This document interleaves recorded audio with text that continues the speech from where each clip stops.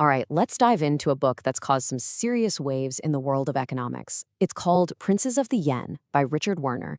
And Werner isn't just some random guy with a theory. We're talking about an economist who's been voted one of the best in Japan, even named a global leader for tomorrow by the World Economic Forum.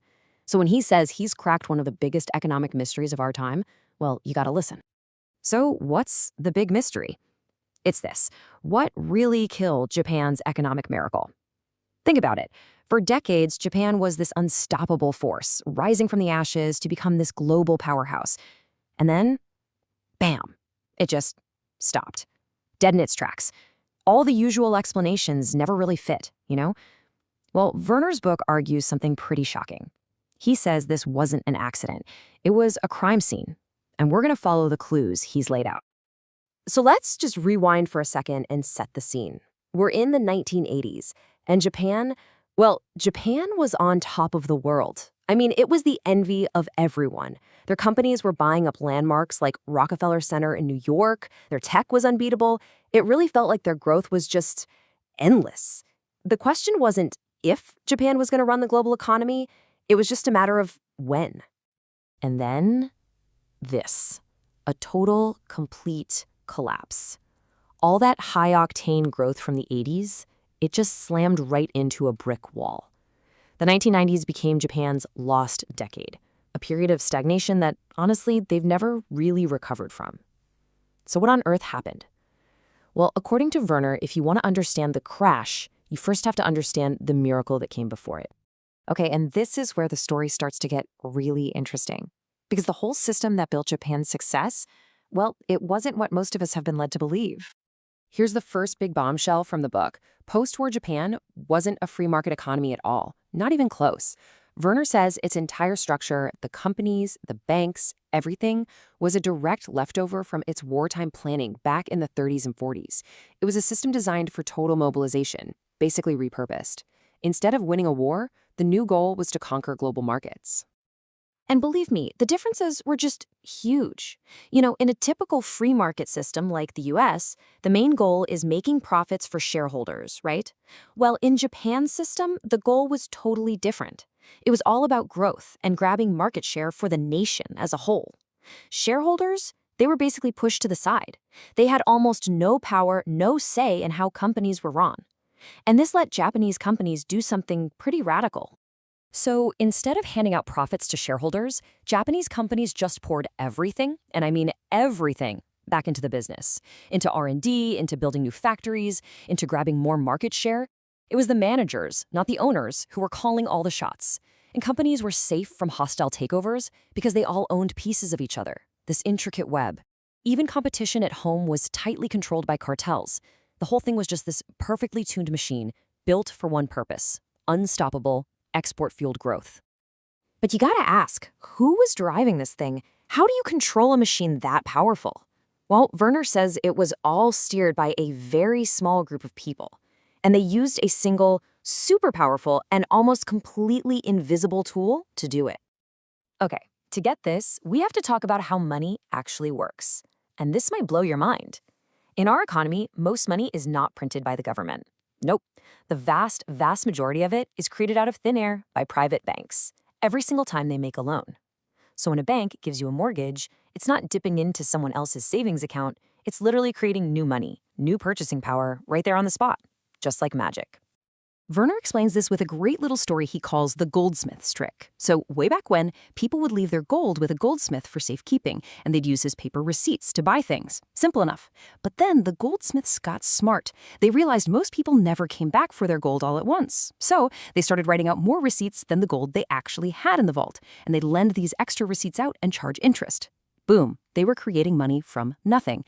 And that right there is basically how modern banking works. So, back to Japan. The central bank there, the Bank of Japan, or BOJ for short, had this incredible way of controlling all this money creation.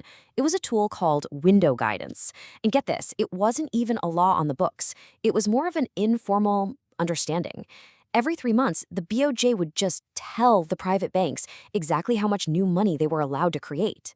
It was like having a master faucet for the entire country's economy. And the guy in charge of that faucet? He had almost unlimited power. One of the most famous post-war governors, a guy named Hisato Ichimata, actually had the nickname the Pope. Seriously. Why?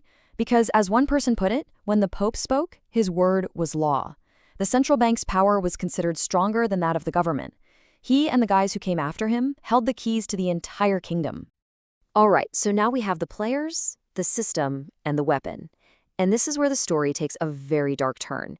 Because Werner argues this immense power wasn't just used to build Japan's miracle, it was also used to tear it all down. So here's the timeline Werner lays out. In the late 80s, the Bank of Japan uses its window guidance to basically order the banks to open the floodgates.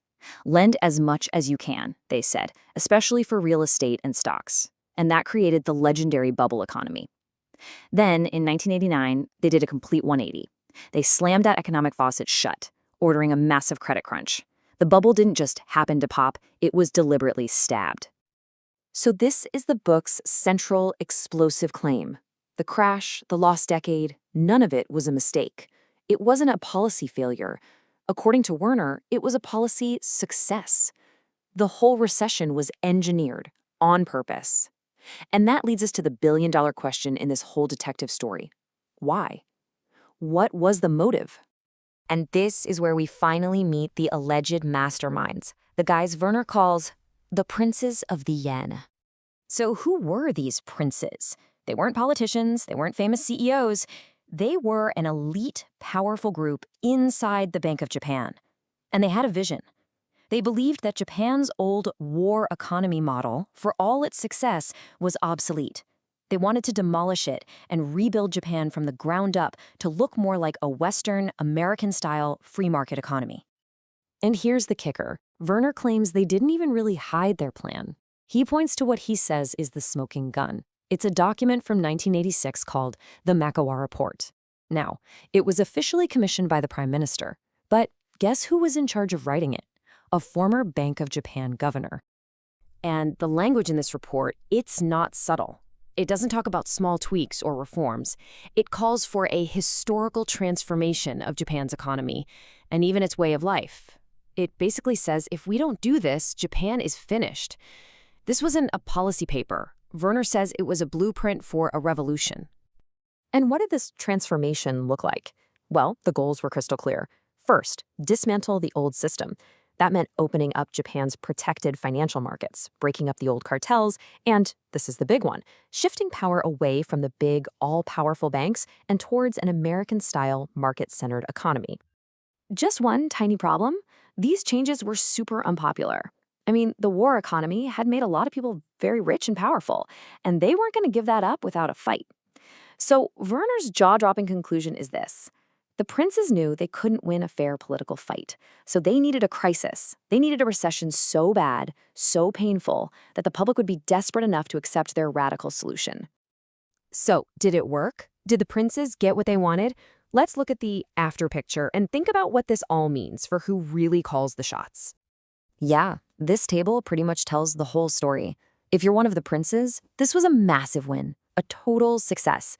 The old system was shattered. Foreign ownership of stocks went through the roof. Shareholders suddenly had real power.